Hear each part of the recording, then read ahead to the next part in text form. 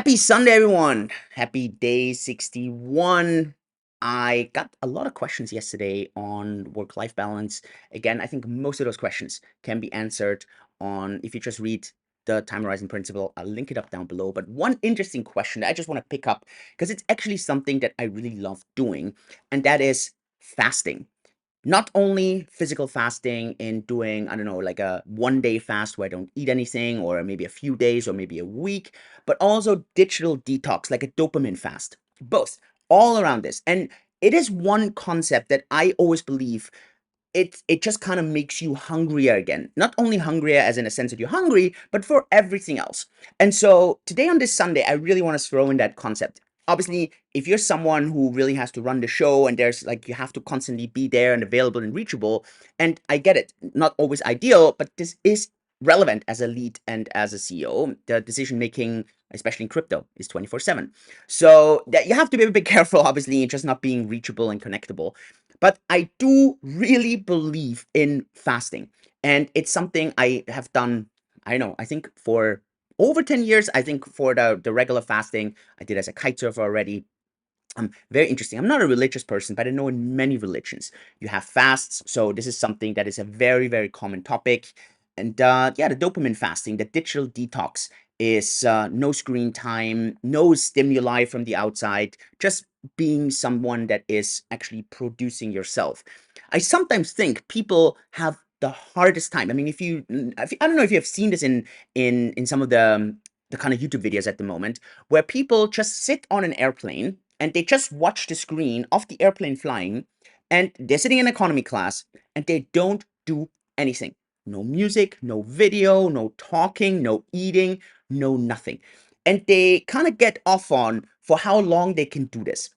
And then I sit there and I'm like, what is tougher? Is it tougher to go for an 8 hour hike in nature? Or is it tougher to just sit there for 8 hours?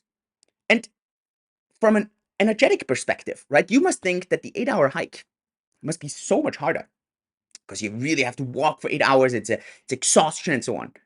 But to be honest, if you're asking me, and I don't know how you feel about this, I feel an 8 hour hike is easier than sitting on an airplane doing absolutely nothing for 8 hours. And and that's just insane. And it is because you're really fasting your brain. I think fasting your brain is one of the hardest things because our brain constantly wants stimulus. And so I challenge you, right? To obviously, I mean, doing a fast 2 hours sitting outside in nature and then just kind of meditating. I get it. That's doable. But I challenge you to use those days where you don't stimulate your brain. No screens, no music, no outside stimulus from a dopamine perspective, no sugar. Try it out. And I don't know, I think at the beginning this is so hard, but at one point it flips and it gets easier. In one of my first books called 25 Stories I Would Tell My Younger Self, we went on a diving expedition to Cocos, which is one of the most distant islands out in the Pacific Ocean. And there was no internet, no connection, no phone connection, nothing. It was so difficult the first few days, but I was there for a bit over a week. And man, at the end, I was so overloaded when I got back into the connected world that I really struggled for a few hours. Then obviously the addiction hit back in. But it's something that I definitely want to get back to. And look, I've never done one of those meditation fasts where you do 7 days of no stimulus, no food, and so on. But this is something that I may want to try out as well. And at some point, I will take a bit of a timeout. I'll take some break, and maybe I'll do this and kind of reset and start from there. So yeah, just wanted to throw it at you. Obviously, it's nice considering yesterday's topic with the work-life balance. And also next week, my wife and I will do a quick get-together over the weekend. And so kind of connects well there as well.